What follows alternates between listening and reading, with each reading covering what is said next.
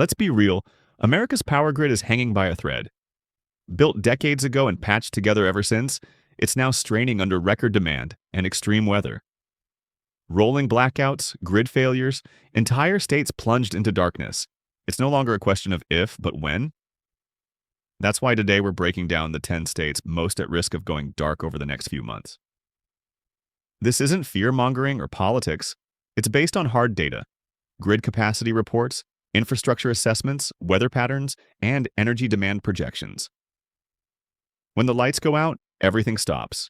Your phone dies, food spoils, AC shuts down in the middle of a heat wave, and suddenly life as you know it grinds to a halt. The states on this list are balancing on the edge between keeping the lights on and total collapse. Some won't surprise you, others will. All share outdated systems, extreme weather risks, and growing demand. Grab a flashlight. This could get dark. Number 10, Nevada. The Silver State is facing a perfect storm of problems that could leave Las Vegas looking more like a ghost town than the entertainment capital of the world. Nevada's electricity demand has exploded over the past decade. Data centers, cryptocurrency mining operations, and a population boom have pushed the grid to its limits. But here's where it gets interesting. Most of Nevada's power comes from natural gas and coal plants that are aging faster than a vampire in sunlight. The state has been pushing hard into renewable energy, which sounds great on paper. But solar panels don't generate power when the sun goes down, and Nevada's battery storage capacity is nowhere near where it needs to be. When those desert temperatures hit triple digits and everyone cranks their air conditioning, the grid starts sweating bullets. Add in the fact that Nevada relies heavily on power imports from neighboring states, and you've got a recipe for disaster. One major transmission line failure or a heat wave that spans multiple states, and suddenly the house always wins becomes the house always loses power. The real kicker? Nevada's grid modernization efforts are moving at the speed of government bureaucracy, slow, expensive, and always behind schedule. While the casinos have backup generators, the rest of the state is rolling the dice every summer. Number 9, Arizona. If you thought Nevada was hot, Arizona is basically living on the surface of the sun. This state has been growing faster than a cactus in a rainstorm, and the power grid is struggling to keep up. Phoenix and Tucson are energy-hungry monsters that devour electricity like it's going out of style.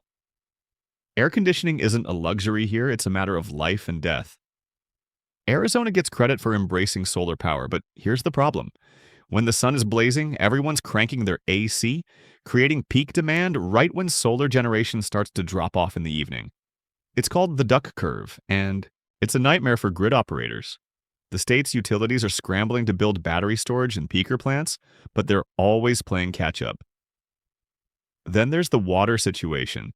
Many of Arizona's power plants rely on water for cooling, and with the Colorado River drying up and groundwater levels dropping, some plants might have to shut down during the worst heat waves. Imagine losing power right when you need it most. That's Arizona's reality. The transmission infrastructure is also showing its age. High voltage lines crossing the desert are getting hammered by extreme heat, dust storms, and monsoons. One major line goes down during peak summer demand, and entire cities could go dark. Arizona might be known for its sunny weather, but blackouts could make things very dark very quickly. Number 8, New Mexico. The land of enchantment might soon be known as the land of no lights. New Mexico's power grid is like an old pickup truck. It works most of the time, but you never know when it's going to break down on the side of the road. The state relies heavily on aging natural gas plants and a few coal plants that are on their last legs. Rural areas are especially vulnerable. Transmission lines stretch across vast distances with minimal redundancy. One equipment failure or severe weather event can knock out power to thousands of customers for days. The state's mountainous terrain makes repairs challenging and expensive. When winter storms hit or summer monsoons roll through, entire regions can lose power with no quick fix in sight. New Mexico is also dealing with increased energy demand from oil and gas operations in the Permian Basin. Fracking operations and processing facilities are sucking up massive amounts of electricity, straining an already fragile grid. The state's utilities are caught between serving traditional customers and meeting the voracious appetite of the energy industry. Renewable energy development is happening, but it's slow and uneven. Wind farms in the eastern part of the state generate power when the wind blows, but transmission capacity to major population centers is limited. Solar installations are growing, but without adequate storage, they're not much help when the sun goes down or storms roll in. Number 7, Utah. The Beehive State is buzzing with growth, and that's becoming a major problem for the power grid. Utah's population is exploding, data centers are multiplying like rabbits, and manufacturing is booming. All of that means one thing: massive increases in electricity demand. Utah's power system is heavily dependent on coal, which might sound stable, but many of these plants are scheduled for retirement in the next few years due to environmental regulations and economics. The state is scrambling to replace that baseload power with natural gas and renewables, but the transition isn't happening fast enough. Winter is Utah's Achilles heel. When temperatures plummet and everyone fires up their heating systems, electricity demand spikes just as natural gas supplies get stretched thin.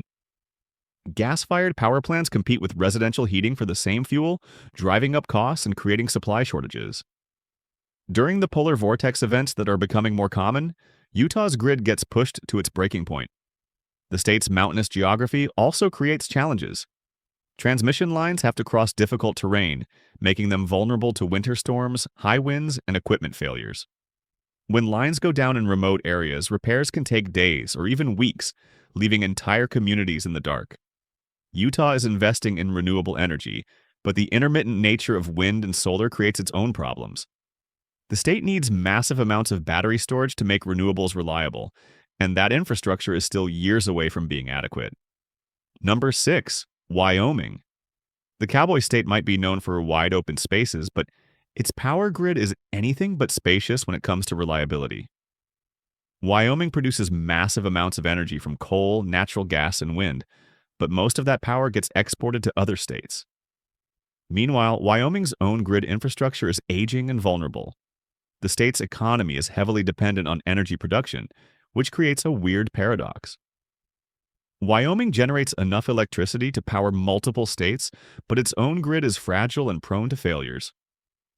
Much of the infrastructure was built to serve mining operations in small communities, not the modern economy's demands. Winter weather is brutal in Wyoming. Blizzards, ice storms, and extreme cold regularly knock out power lines and damage equipment. The state's rural nature means that when the lights go out, help can be hours or even days away. Many communities rely on a single transmission line for power, creating single points of failure that can leave thousands of people in the dark.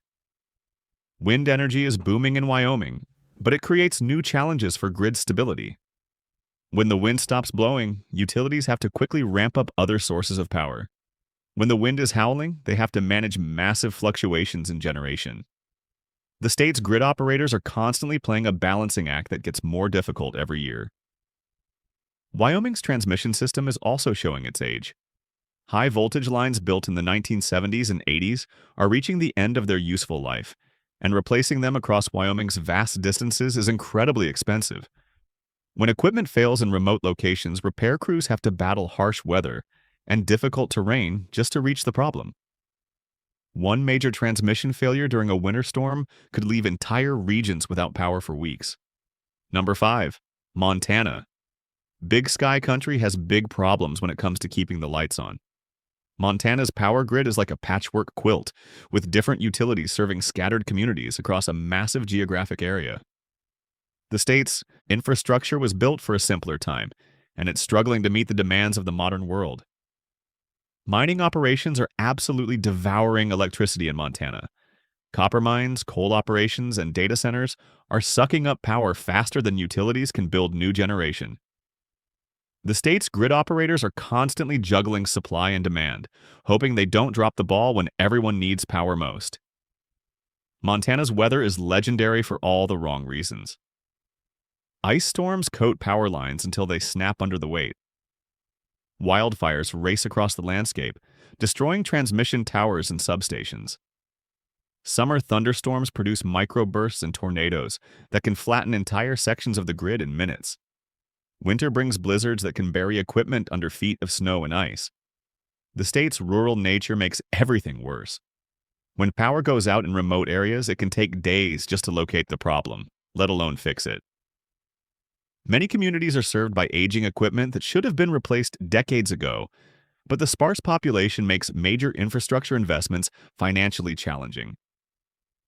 Hydroelectric power from dams provides some stability, but even that's becoming unreliable.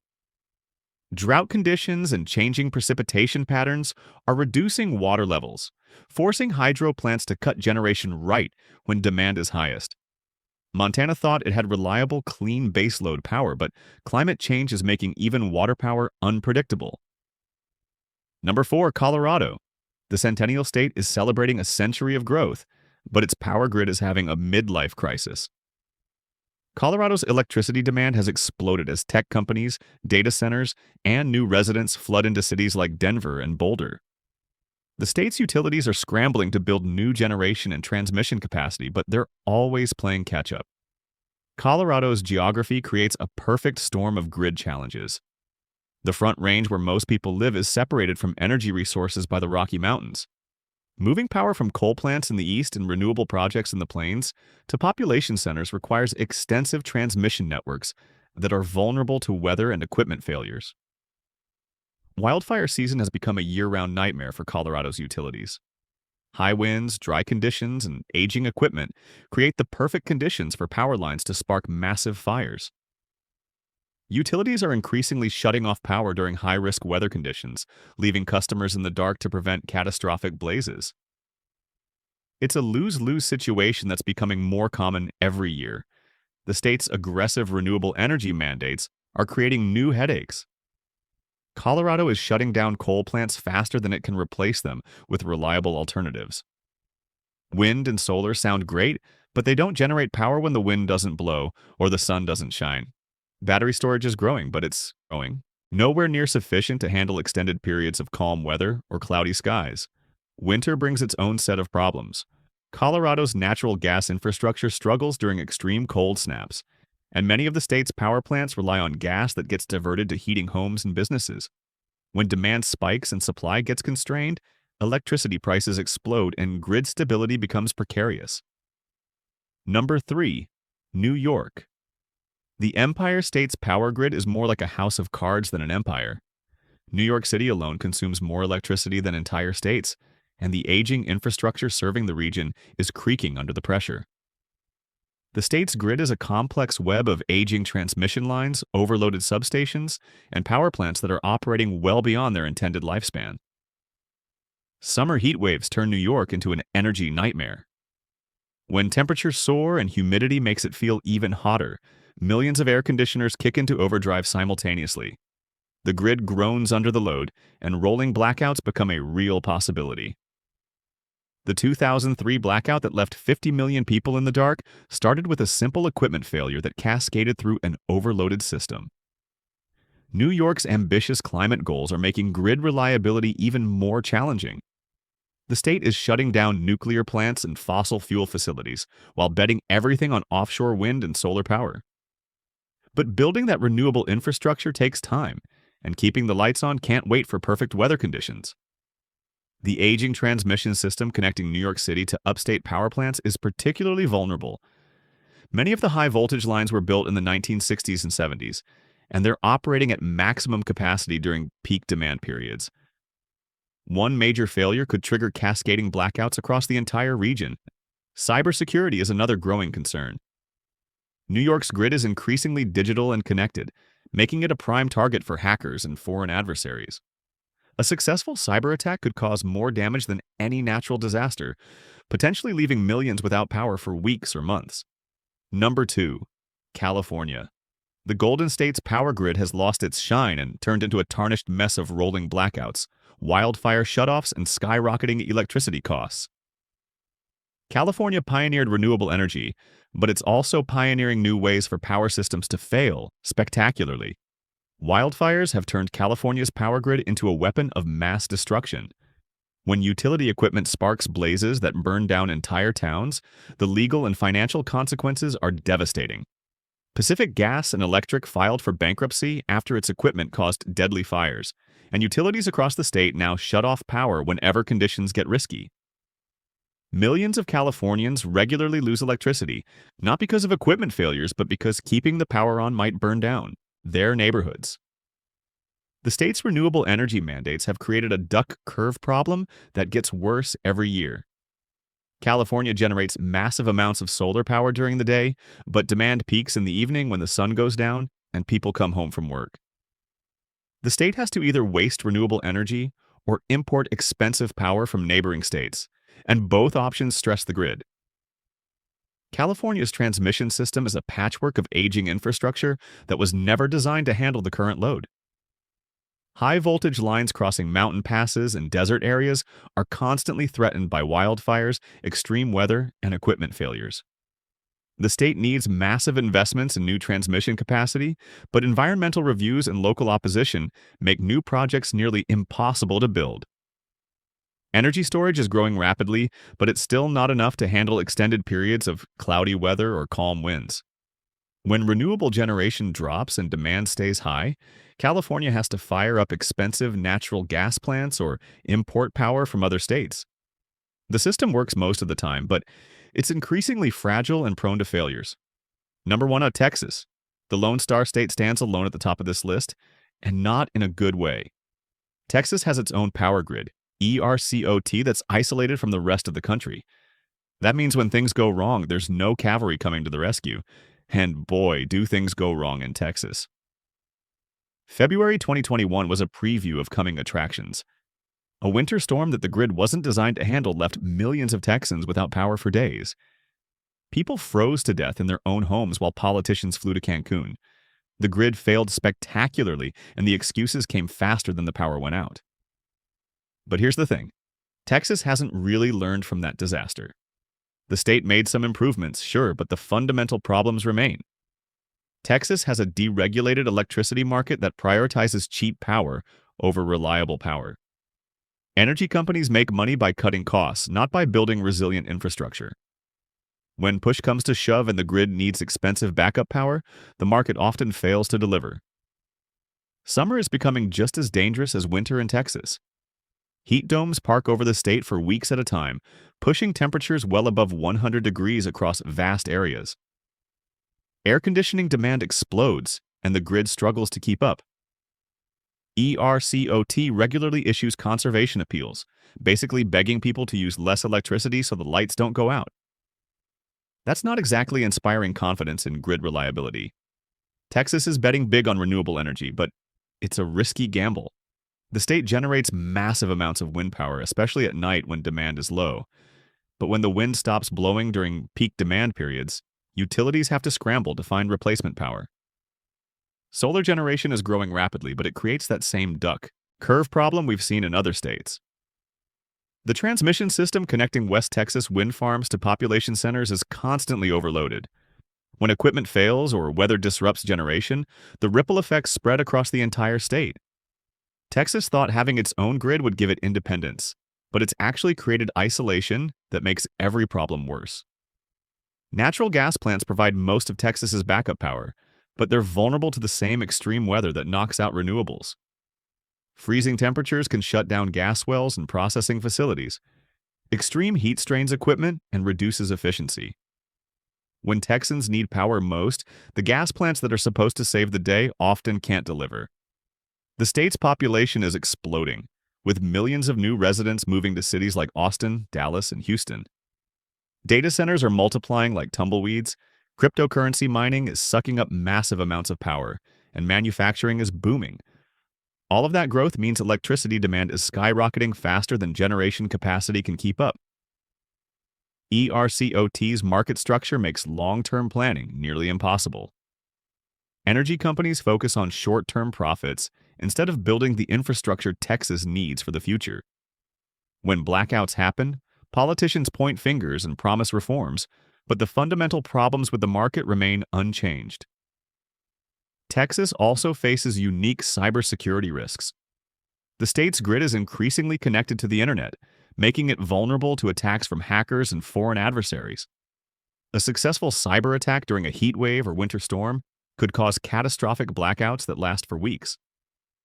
The state's oil and gas industry creates additional vulnerabilities.